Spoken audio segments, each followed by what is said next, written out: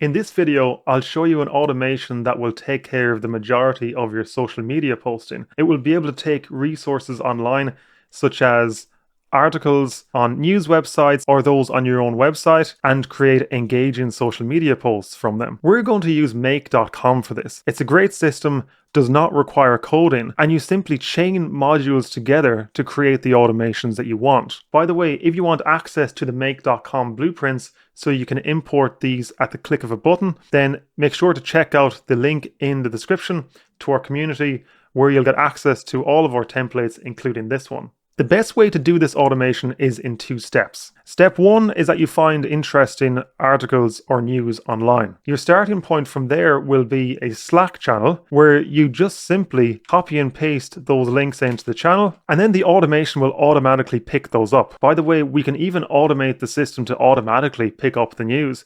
I'll explain how to do that later because it's a little bit more complex, but we have some examples for you. At a high level, this automation will take those URLs. It uses this parser just to extract the URLs to make sure they're in the right format. And then we're using something called Scraptio. There's a built-in HTTP tool in make.com where you could also make a request and get the data. I got much better results from Scraptio. It's just far less messy and makes it easier for us to work with. You can ignore this part for the moment, which is error handling. And so what happens is it will take the URL, extract it to make sure it's in the right format, scrape the live website. It will then use GPT-4, which is what ChatGPT uses, to create a summary of that article. And it will then chain those together and then create multiple prompts, one for Instagram, one for Facebook, and so on. And each of these will be tailored to the network. After that, it will then generate an image. I have an extra module here just to tweak the prompt for the images. It's not fully necessary, but I got better results doing that. You can ignore this part.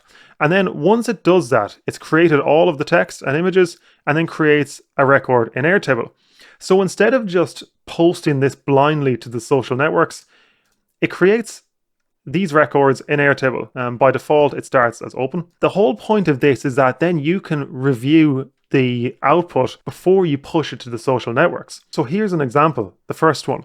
It automatically created all of this text, each for the different social networks. You can change how this renders based on the prompts, and it automatically generated an image. But keep in mind, AI generated images can vary in quality a lot. Sometimes they look weird, sometimes text gets jumbled up. So you might want to replace those images before pushing to the social networks. So you can edit these however way you want, just to make sure it's good for your brand before you push it. Then you can mark it as publish to socials, and then mark the date that you want to schedule that post for. If you want, you can just delete the post and then it will not get posted. Step 2 of the process is this other automation. And this automation can run every day. You can run it multiple times per day.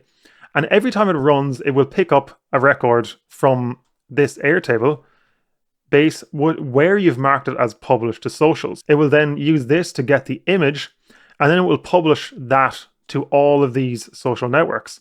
At the end, it will update the record and mark it as complete. Okay, let's start from the very start. I have a new scenario in make.com. I've added in a Slack module and then selected input method of select from a list. I've selected the private channel social media and I've set a limit. You can set the limit to how many you want here. Next up, I'm going to create a text parser. The reason I'm doing this is that I want to make sure that the URLs are in the correct format. For example, if you type in, check this out and then copy and paste in the URL, it will still work. Here's a pattern I created earlier. I generated this using ChatGPT. Regular expressions are complex, so you can just use this directly and press OK. Next up, I will add in Scraptio and scrape website texts. I've added in a connection. So Scraptio is it's pretty good value. You can sign up for free and get 30 requests. So you can sign up for free, copy in your API key, and then just try it out. After that, it's pretty cheap. You could process a very large amount of records and not really pay that much money for this. So I think it's worth it. You'll get clean data from your scrapes. The website to scrape, just select a match pattern of S1. By the way, I've seen people use Perplexity AI instead of Scraptio. I've got much better results from Scraptio because it is taking the data from the websites directly. It seemed that Perplexity was not doing that the way it should. I tested it with valid URLs. It was either coming up with bad data or in some cases actually just making stuff up. So I decided to use this instead, even if it's slightly more complex. From what I can see, you're just going to get way better results. So next up, I'm going to create a chat completion, and this is using OpenAI GPT-4o, which is what ChatGPT uses. So I'm going to select GPT-4o. Now I'm going to start by selecting a system role, and the system role will define the context of what we want this to do. It's good to define a good system role because it kind of sets the scene for what you want it to do. I'm going to use this, which I made earlier, which is that you will summarize an article and provide its most important points. Make sure to quote the source of the article. Then next up, we select add message again, and then select user. So this is then what we actually want it to do. And I'm just going to select data, which is the data that it got from this scrape. I'm going to select max tokens of 0, which will use the limit of the model, and then select OK. Now I'm going to rename this article summary. I like to name the modules here because it just makes it a lot easier to reference. Next up, I'm going to select OpenAI again, another chat completion, and this will be for generating the text for the first social network. So this will be the Instagram prompt. I'm going to copy and paste in the system role just to speed things up a bit. So you are an independent journalist reporting on news in your industry. Now you can edit this however way you want. This is just what I've written. You can tweak this so it fits your use case. Only respond. You will create text for an Instagram post objectively covering the news without being promotional.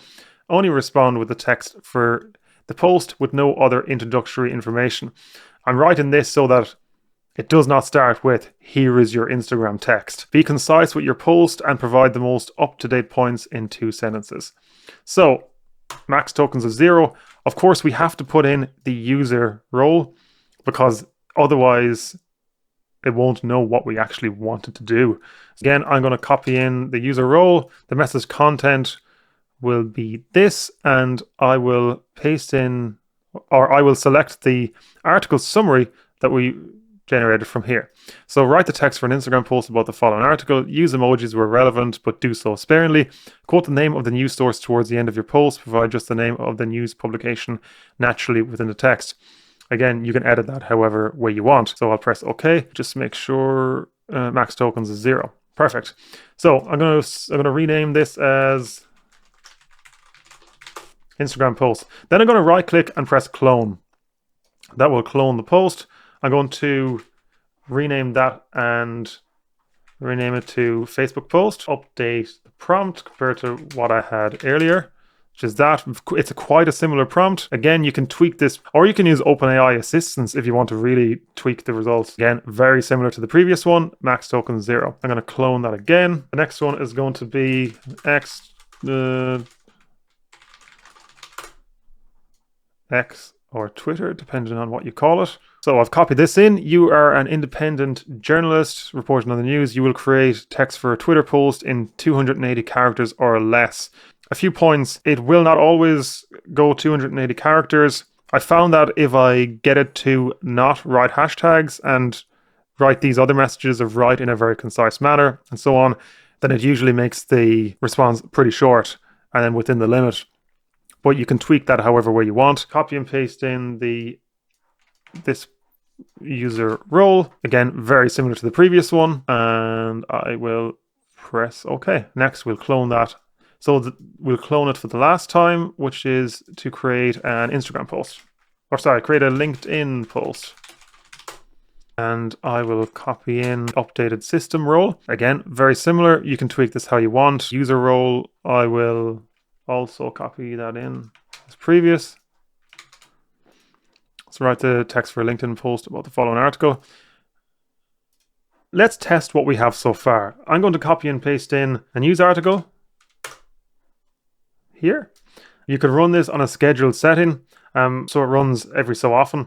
I'm just going to manually run it here, and let's see what happens.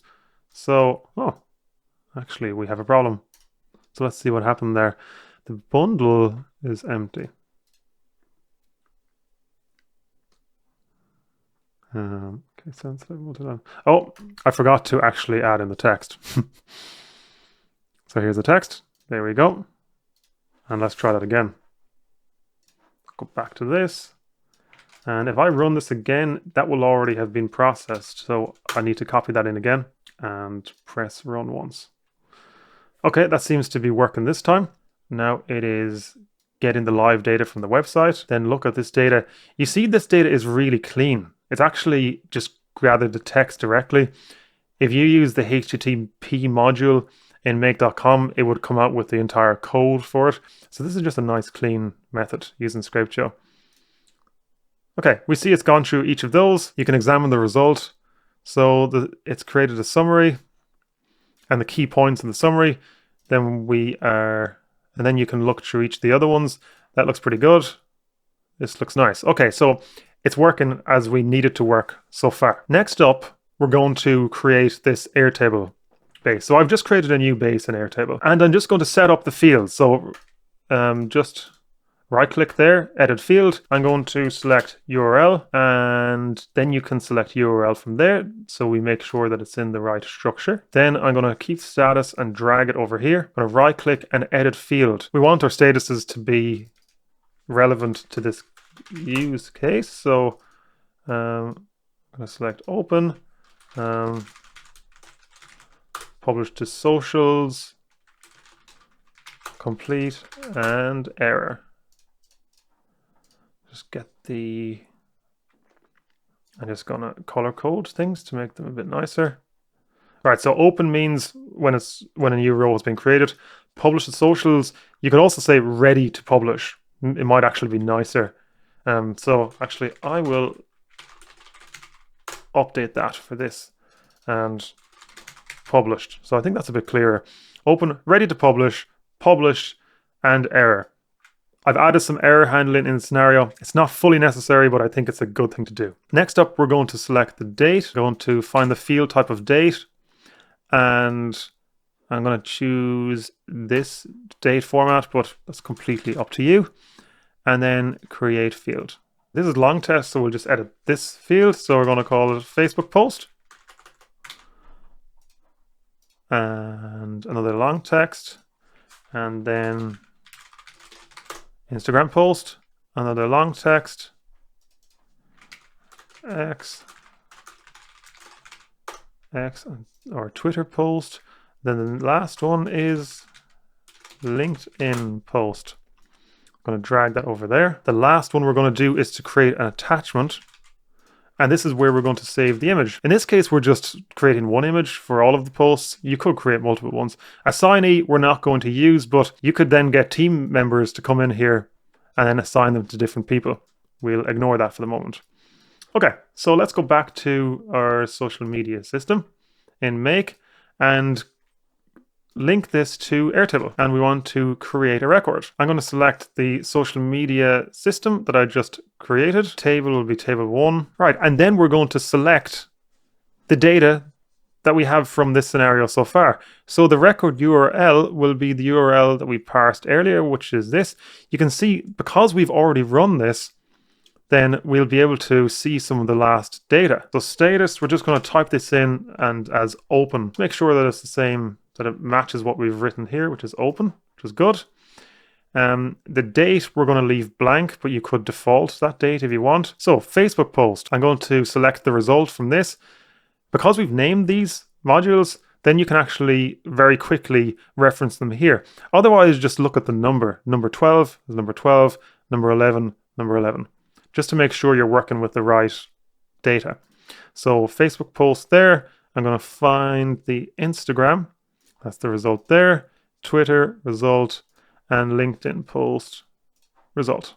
Okay, before we start working with images, let's try and run that again just to make sure it works. Now I'm going to use a different article for this. Let's select enter, and now I'm going to run once. Great, that's done.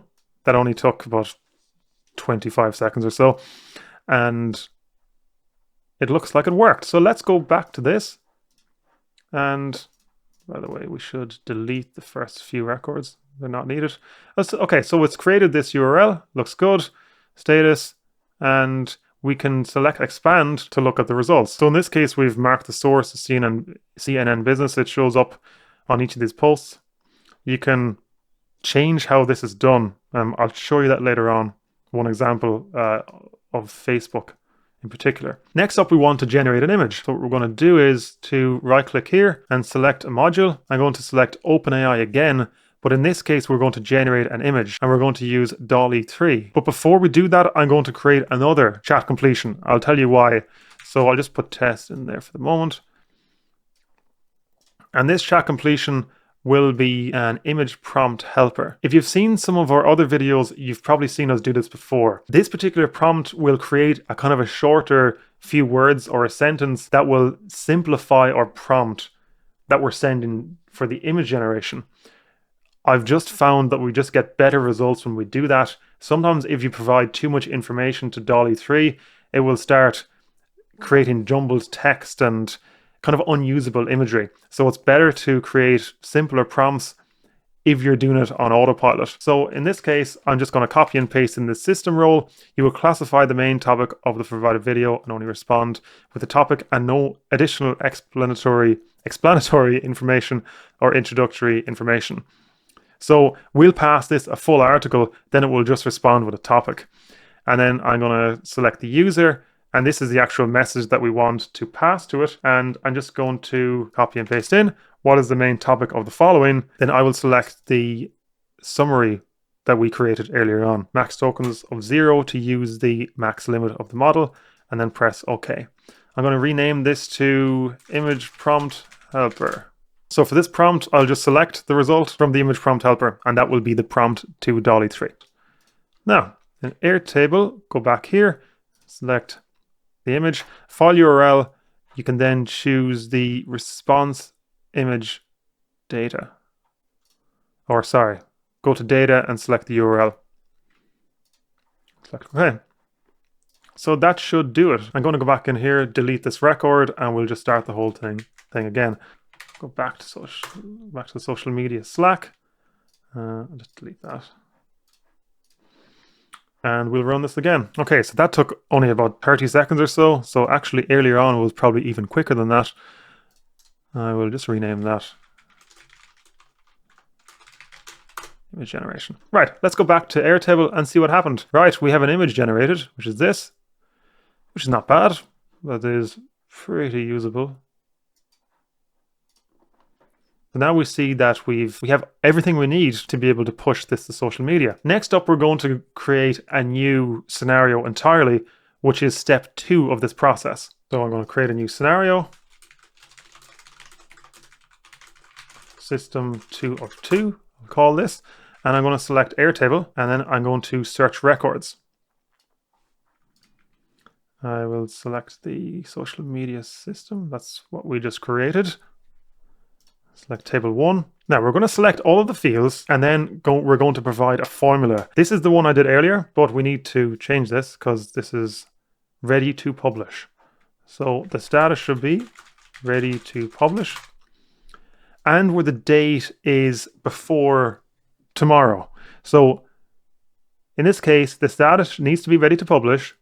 We're using this and where the date is before the current date plus 1 day. So this means the date is before tomorrow.